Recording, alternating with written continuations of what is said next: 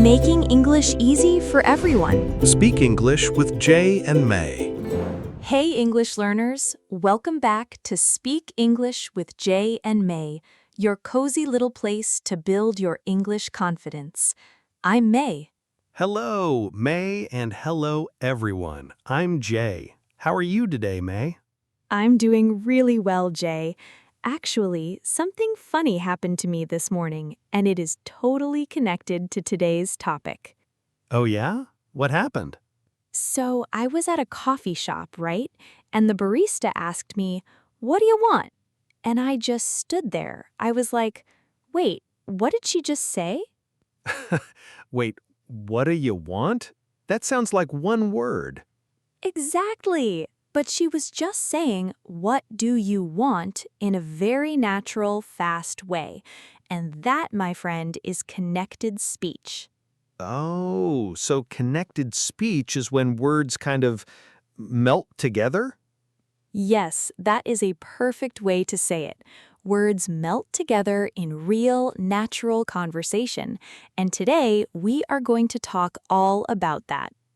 I love this topic because honestly, this is one of the biggest reasons why I sometimes don't understand native speakers. They talk so fast. You are not alone, Jay. This is one of the top struggles for English learners all around the world. And the good news is, once you understand how connected speech works, everything starts to make sense. Okay, but before we dive in, May, didn't you want to say something to our listeners? Oh, yes. If this podcast is helping you learn English in a fun and natural way, please subscribe, turn on notifications, like this episode, and share it with a friend who is learning English too. It really helps us make more content for you every single day. Every single day, people, we show up for you. Now, May, let's get into it. What exactly is connected speech? Okay, so connected speech is basically what happens when people speak naturally and quickly. Instead of saying each word clearly and separately, they link words together. Sounds change, some sounds disappear, and sometimes two sounds become one completely new sound. You mean like the sounds actually change? Like a word sounds different from how I learned it in a textbook? Exactly. And this is why so many learners feel confused. They study the word going to, right? They know it perfectly. But then a native speaker says gonna, and they think, "I've never heard that word before." Oh my gosh, yes. I remember the first time I heard gonna, I thought it was a totally different word. Same with want to becoming wanna, or have to becoming hafta. These are all connected speech in action. Okay, so wait, how many types of connected speech are there? Is it like a big list? There are a few main ones that are really important to know, and today we're going to go through them in the most simple, easy way possible.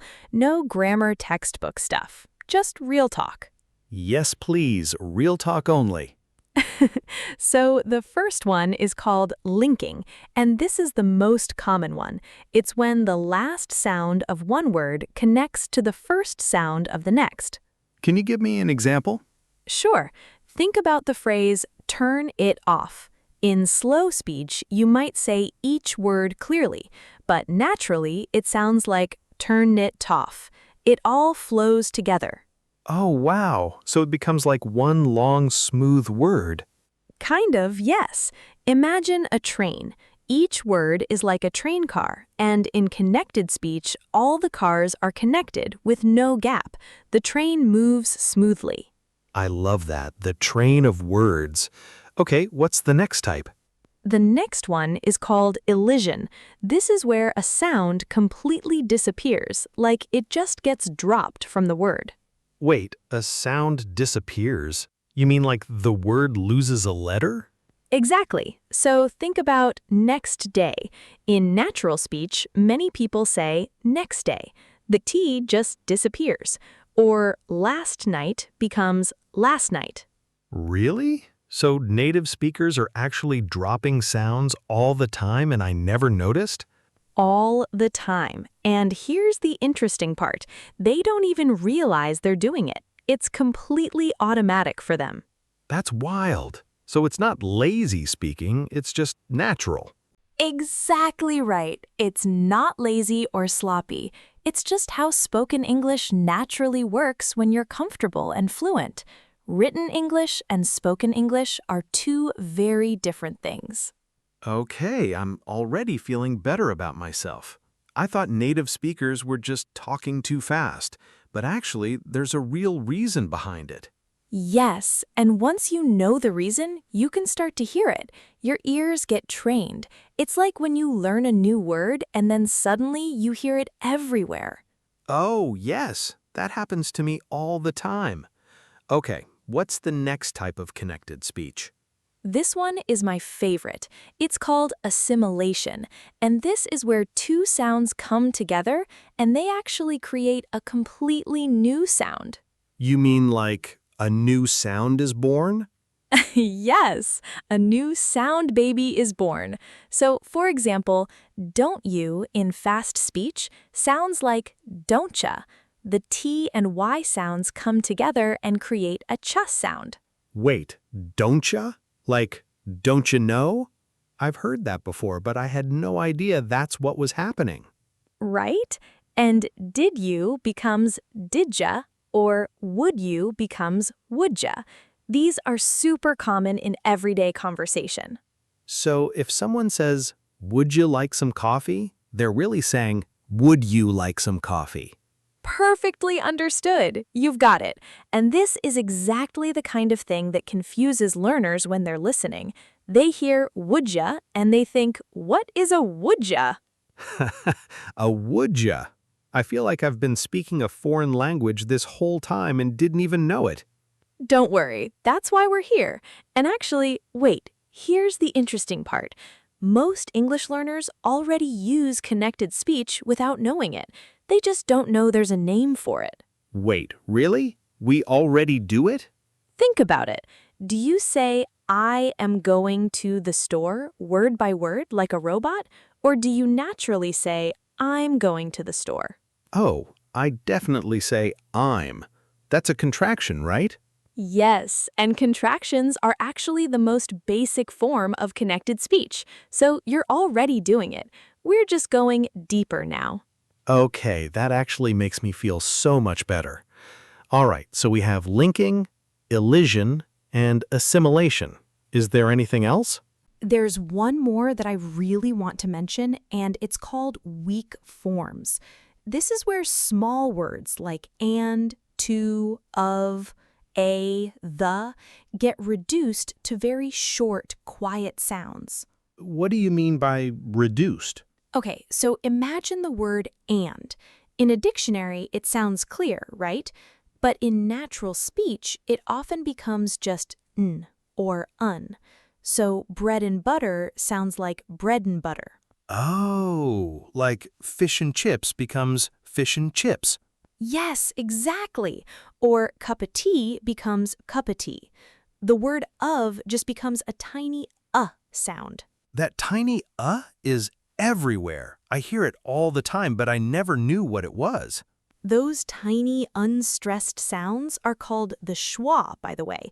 It's the most common sound in English, but that's a whole other episode. Okay, I'm gonna need that episode. Put it in the notes, May. Already planned. But back to connected speech. Can I ask you something, Jay? Of course. When you watch a movie in English or listen to a song, do you ever catch yourself understanding everything and then suddenly one line just goes right over your head? Oh my gosh, all the time. Someone says a whole sentence and I catch maybe 3 words and I'm just nodding like I understand. The polite nod, we all know it. And most of the time, it's not because the words are too difficult. It's because the words are connected and they sound completely different from what you expect. So what's the solution? How do we get better at understanding connected speech? Great question. The first thing is just awareness. Now that you know these patterns exist, your brain will start to catch them. It's like finding shapes in clouds. Once someone points them out, you can't stop seeing them. That's such a good way to put it. Okay, what else? The second thing is listening to a lot of natural English, not just classroom English. Real conversations, podcasts, TV shows, movies, YouTube videos, things where people are actually talking naturally. Like this podcast. Yes, exactly like this podcast. And the third thing is to practice speaking connected speech yourself, not because you have to sound like a native speaker, but because it helps your mouth get used to the flow of English. Okay, I want to try this. Can we practice some examples together right now? Let's do it. I'll say the slow version, you say the natural version. Ready? Ready. I am going to eat. I'm gonna eat? Perfect. Natural and smooth. Next one. Did you eat yet? Did you eat yet? Wow, Jay, that was great. You're a natural. I surprised myself. Okay, one more. I want to go out tonight. I want to go out tonight. Yes, that's it. That's exactly how a fluent English speaker sounds. Easy, smooth, and natural. This is so cool. I literally feel more confident just from doing that. And that's the whole point. Confidence comes from understanding, and understanding comes from knowledge, and knowledge comes from shows like this one. Okay, I have a question that I think a lot of our listeners are wondering. Should they try to speak with connected speech or just focus on understanding it? Both, actually, but if I had to choose a starting point, I would say focus on understanding first. Train your ears. Then your mouth will follow. That makes total sense. You know what I'm thinking about right now? What? Learning to ride a bike. When you first start, you think about every single thing. Balance, pedals, hands, everything. But once your body learns the flow, you don't think anymore. You just ride. Oh, that is such a perfect analogy, Jay. Connected speech is the same. At first, you have to think about it, but with practice, it becomes automatic. You just flow. I love that. You just flow. And here's something I want our listeners to really hear. You do not have to sound exactly like an American or British speaker. That is not the goal. The goal is to understand them and be understood by them. Confidence, not perfection. Yes, confidence, not perfection. That should be our motto. Actually, it kind of is our motto. Okay, let me ask you one more question. What is the most common connected speech phrase that beginners should learn first? Oh, great question. I would say start with gonna, wanna, and hafta. These three show up in almost every conversation. If you can recognize those three, you're already ahead. Gonna, wanna, hafta. Got it. Those are my homework for today. And I want listeners to try something. Imagine you're at a coffee shop. Someone says to you, "What do you want?" What do they mean? What do you want? I know this one now. Exactly. You just understood connected speech in a real situation. That's a real skill.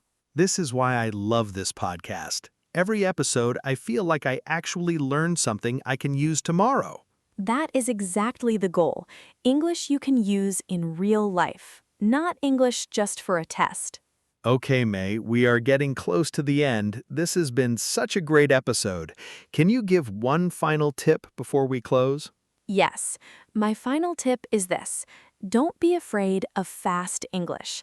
Next time you hear something that sounds like one long, strange word, just think, oh, that's probably connected speech. Break it apart in your head. You'll be surprised how much you already understand. That is such a good tip. Don't be afraid. Break it apart. Exactly. And remember, even native speakers sometimes mishear each other. You're not alone in this journey. That honestly makes me feel so much better. You know what? I think this topic deserves a follow-up episode too. Oh, absolutely. We could do a whole episode just on the schwa sound, or one on connected speech in songs. There's so much more to explore. I can't wait. Okay, before we say goodbye, May, what's our question for the listeners today? Our question for today is this.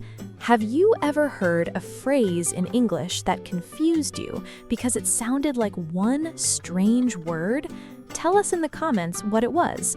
We would love to hear your story. Yes, drop it in the comments. We read every single one. And if today's episode helped you, please share it with one person who is learning English. Just one person. That means the world to us. It really does. And remember, we are here every single day with a brand new episode. So make sure you have subscribed and notifications are on so you never miss a lesson. All right, English learners, that's a wrap for today. Thank you so much for spending this time with us.